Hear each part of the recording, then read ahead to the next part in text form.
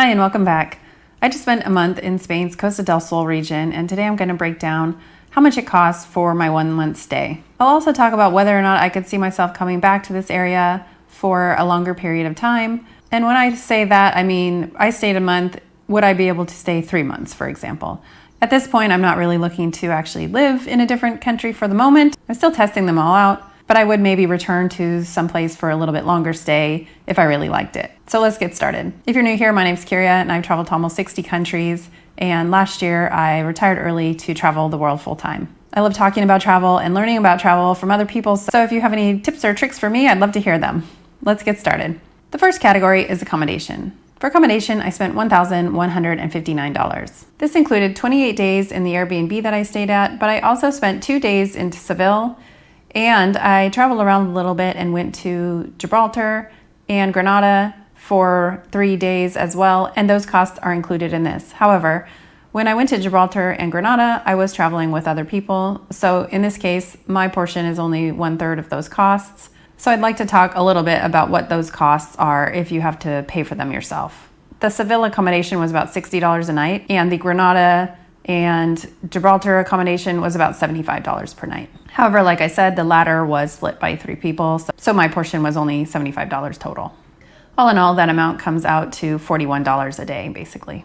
The next category is dining out. For dining out, I spent $196. I actually didn't dine out a lot on this trip because it was raining quite a bit, and so it really didn't make sense for me to go and sit outside in the rain and have a meal when I could just do it at home. So I bought groceries and ate at home a lot. Most of my dining out was when my family was visiting, and again, that was split, so a lot of times we would get maybe 8 or 10 different tapas and we would all split them, and so the costs for that were pretty low. I would say the average dinner or lunch out is about $20 to $30, including a glass of wine or 2. Also, the coffees were pretty inexpensive. They were about $1.50 each, and a glass of wine is probably $2 to $4 depending on where you get it. The next category is entertainment.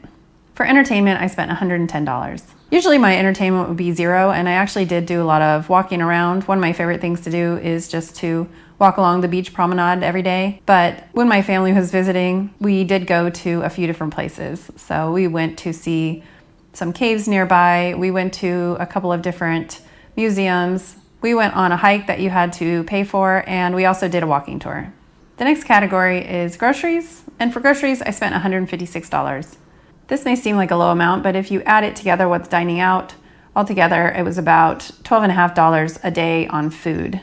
Also, you can look back at my grocery haul, which I showed on my first video, and the price of groceries in Spain is fairly inexpensive. Also, a lot of the food was grown in the area that I was in, and so you could get, like oranges, for instance, were very inexpensive.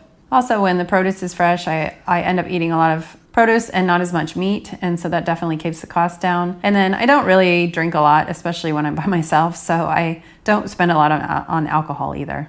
The next category is miscellaneous, which was $28, and that basically is shipping fees. Usually wherever I go, I'll buy postcards and stamps and send them home to people, and so that was basically the bulk of my costs this time. The next category was transportation, and for that, I spent $217. Now, this is a lot higher than it normally is, especially if you're staying local. But in this case, when my family visited, we did rent a car to go to some further out places. And so the cost for the car is included, and that includes gas and parking as well. In fact, the car-related things were $168 of the $217. In case you're thinking about renting a car, let me give you the actual cost because the cost I just gave you was only my portion of it.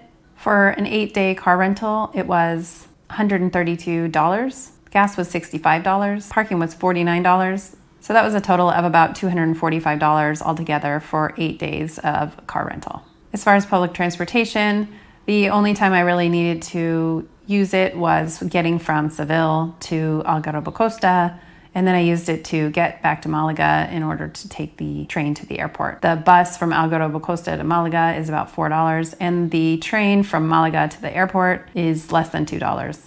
The only issue with the buses in the area is they don't run very often and they're always late. The next category is what I call utilities, and this basically covers any subscriptions I have, anything I pay for once a year, and I break this down into a daily rate so that I can prorate it depending on how many days I'm staying. It also includes insurance and phone. So This total category was $175. That included $75 of health insurance. And my phone currently doesn't cost anything because I am using referral credits that I got. So that was $0. And then for fixed costs, which is all my credit card fees and subscriptions and whatnot, that was about $100. So all in all, the total amount that I spent was $2,041, which comes out to about $73 a day. So since this was only for a 28-day stay, if you equate for that and make it into a monthly amount, it would have cost just under $2,200 for a whole month. Now, as you know, my budget is $80 a day or $2,500 a month. So I finally came under budget. This definitely was a lot less expensive than some of the other places that I've been. So let's talk about, could I see myself living in this area for more than 1 month? That is an interesting question.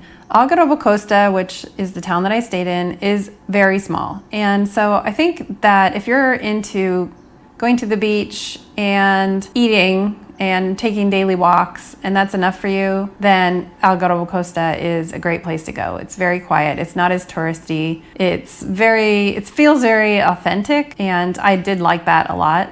The thing I didn't like is if you don't have a car, the bus system is not very good. It only comes every couple of hours, and like I said, it was late every single time that I took it. And so, the day that I went to the airport, I wasn't really stressing out, but I was a little unsure if I was going to get to the airport within a reasonable amount of time. And they fill up fast, and you can't just get on whatever bus, so you have to reserve your spot on the bus, which is a little bit of a pain because I had considered taking an earlier bus, but in the end, it was actually full, so I couldn't. My only other option would have been, if I was really late, it would be to take an Uber, and that would be like a $50 charge to get to the airport. So your options for getting to Malaga or the airport are a little bit slim, so I didn't really like that part of it. I know that some of the other places on the Costa del Sol, which are on the west part, so west from Malaga instead of east from Malaga, do have a train. So the train that goes to the airport actually keeps going and goes to some of the other towns there. But of course, that probably means that they're a little bit more busy, so you're gonna have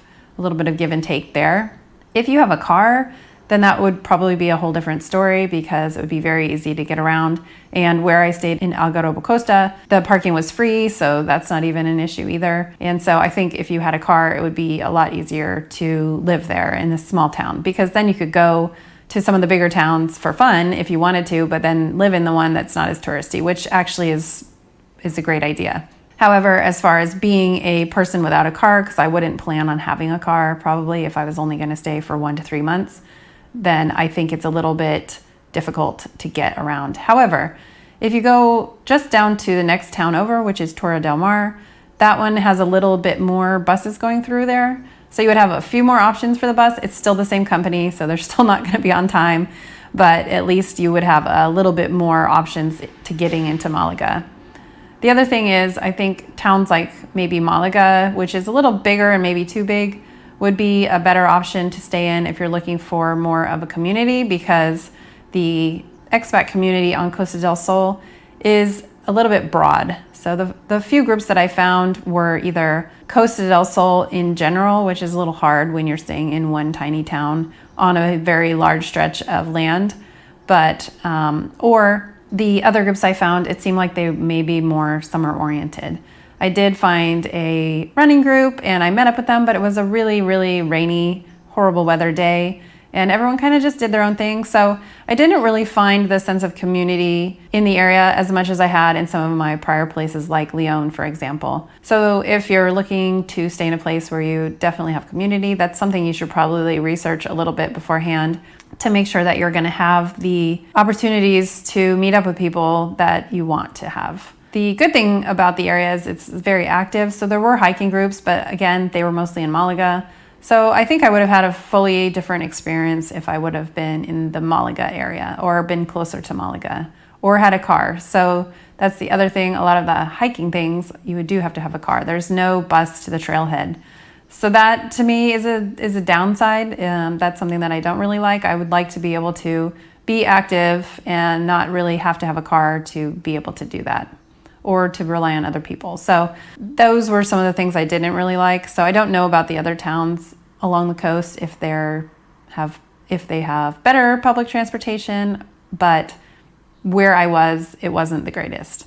And so for that reason, I would say I would probably want a place that had better public transportation and more opportunities to meet up with people. However, the area itself is beautiful. I really, really liked it. I thought it was great, and the food is good, and it's not very expensive for a beach town. And so that's definitely a big plus. The other thing I really liked is the Andalusian region in general. I really enjoyed the town of Granada. I think I could see myself there more.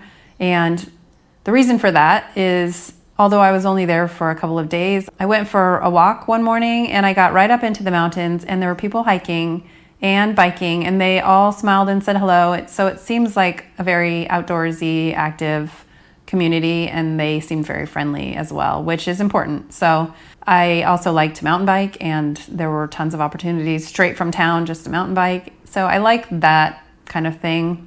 Not to say that Costa del Sol doesn't have that, but I think that the vibe that I felt in Granada just really was a very good one. So I haven't stayed there long enough to really make a full decision for that, but I definitely like the Andalusian region. However, as far as staying more than a month, I don't know if I would want to stay in Algarrobo Costa. So if you're considering living in the Costa del Sol, you definitely want to do your research on the things that are important to you, because each town is very different and has a different vibe and has different people that are going there for that vibe. So it's not just a homogeneous area. So now I've gone over all the costs and whether or not I could live in the Costa del Sol. So leave a note in the comments. Have you been to the area? What was your favorite part about it? And do you think you could live there for more than 1 month? And once again, thank you very much for watching, and happy travels.